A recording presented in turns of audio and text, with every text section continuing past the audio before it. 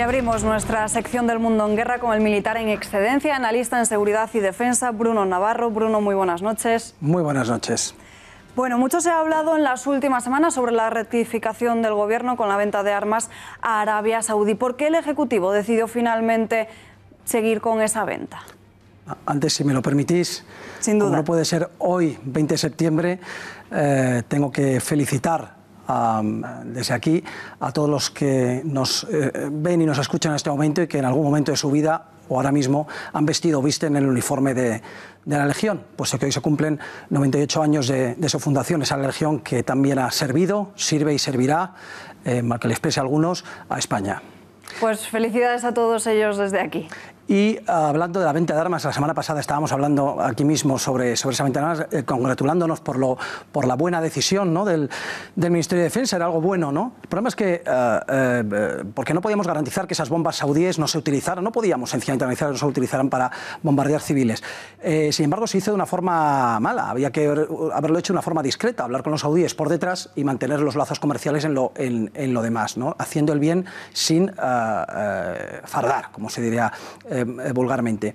Pero se hizo al revés, se intentó vender como una operación de somos muy pacifistas, mira qué buenos somos, qué malos son los otros, y claro, al final el que queda mal son los genocidas, ¿no? Es Arabia Saudí, que no le gustó ese hecho y nos chantajeó precisamente con romper el contrato de esa fabricación de 5 corbetas que suponen 1.800 millones de euros y 6.000 empleos directos e indirectos, ante lo cual el gobierno después lo que hizo fue, después de hacer mucho el gallo, empezó a hacer la gallina, se vino atrás y donde dije digo Diego. ¿Qué excusa puso el gobierno? Pues que esas bombas son muy precisas. Ya, hombre. Pero eso es ridículo, porque nadie ha acusado a Arabia Saudí de fallar en sus bombardeos, no, lo que se le acusa es de bombardear deliberadamente a las zonas de población de mayoría chií, que es donde está combatiendo y a los que quiere exterminar, los quiere expulsar y a los que quiere vencer. Luego, inteligentes o no, las bombas que se les dé probablemente acaben, o no tenemos constancia de que no vayan a acabar sobre estos civiles, ¿no? Luego este es el problema. Además del conflicto exterior con Yemen, ¿cuáles son los problemas internos de Arabia Saudí? Pues problemas, todo viene básicamente por la bajada del precio del petróleo en los últimos años, es la crisis del petróleo, que ellos ayudaron a propiciar, a impulsar y a mantener hasta que se dieron cuenta del monstruo que habían creado. Y a pesar de que el petróleo ha subido en los últimos años, ha estado subiendo, aún así no deja de ser mucho menos lo que antes genera mucho menos lo que antes generaban. Esto provoca la amenaza de una crisis económica, la bancarrota del régimen, y ante esto, el régimen que dice, vamos a hacer unos...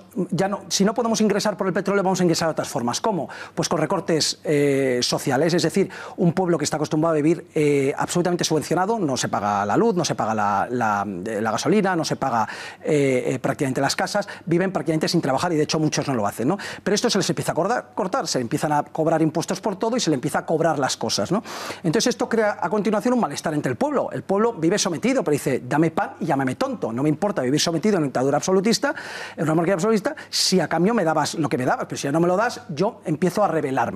Ante estos conatos de rebelión, lo que hacen es optan por darles algo. No te puedo dar el dinero, que ya te lo tengo que quitar, pero te voy a sustituir con algo. ¿Qué te doy? Algunas libertades, pocas, tímidas.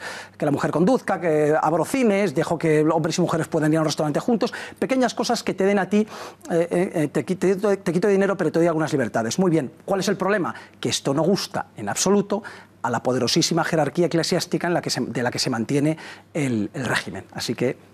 ¿Qué papel juega la jerarquía religiosa salafista saudí?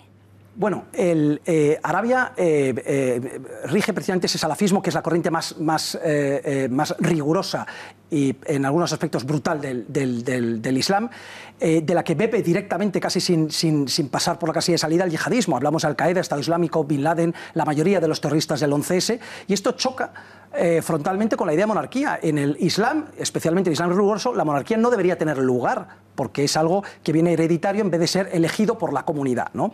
Entonces, eso fue un trato al que llegó Ibn Saud, el creador de Arabia Saudí, con la jerarquía salafista. ¿En qué llegaron? Pues la jerarquía salafista dijo, yo te dejo ser monarca absoluto, olvido esa pequeña cuestión de la que debería yo estar en contra, te permito ser monarca absoluto, que no es nada islámico, a cambio de que tú me entregues al pueblo saudí, me lo entregues a mí a mis lecciones, a mis directrices, a mis castigos, y que sea un pueblo dedicado al salafismo. Y funcionó durante 90 años.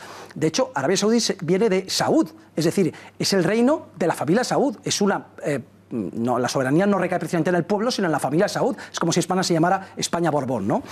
Pero ese equilibrio se puede romper, porque si le dan mucho al pueblo libertades, esa jerarquía eclesiástica puede convertir a la familia Saud en no bienvenidos en Arabia y empujarle al pueblo precisamente contra ellos. Y si no se enfrentan a la jerarquía eclesiástica, lo que pueden tener es una rebelión popular por falta de libertades y por exceso de gasto, ¿no? y de impuestos. Luego, y esto, el problema que tiene es que si cae el régimen, imaginémonos a la cantidad de millones de saudíes que ya están radicalizados profundamente y que solo tienen que dar el pequeño paso al yihadismo, tanto dentro del país, que implosionaría, posteriormente explosionaría y repartiría mucho más yihadismo del que hoy ya Arabia Saudí está repartiendo. Hablando de religión, aunque son menos los chiíes, están en las zonas petrolíferas, ¿representan algún peligro para la estabilidad del país? Mucho. Es una minoría, pero son un 20%, y además es un 20%, que es mucho, es una mayoría muy grande, que está concentrada en 2 lugares. Pues si estuviera diluida en todo el país, pues bueno, 2 de cada 10 de cada lugar, no. Es un 20% que en sus 2 localizaciones principales son en bastante mayoría, ¿no? Una es en el este del país, el este, en el Golfo Pérsico, donde están la mayoría de los pozos, los más grandes pozos petrolíferos saudíes, donde saca la mayor parte de los ingresos. Imaginémonos que hay una rebelión, que se independiza, no simplemente se empieza a saquear, o hay una guerra, hay unos levantamientos. Cuando eso ha ocurrido, baja el precio del petróleo, los inversores se van y Arabia Saudí se entra en crisis. Y el otro es en el sur. La otra bolsa de chiíes es en el sur del país, precisamente a la frontera con Yemen. Es una frontera artificial. Es una frontera artificial, lo que hace que esos zaidíes, que es esa rama del chiismo que vive allí, realmente están a un lado de toda la frontera. Imaginaos una bolsa cortada por la mitad. Es decir, son primos, son hermanos de un lado a otro. Significa que lo que ocurre en un lado directamente va a ocurrir en el otro probablemente. Y tiene consecuencias lo que ocurra a ambos lados de la frontera con el otro lado. Pues Bruno Navarro, muchísimas gracias por estar aquí con nosotros y muy buenas noches. Muy buenas noches a vosotros.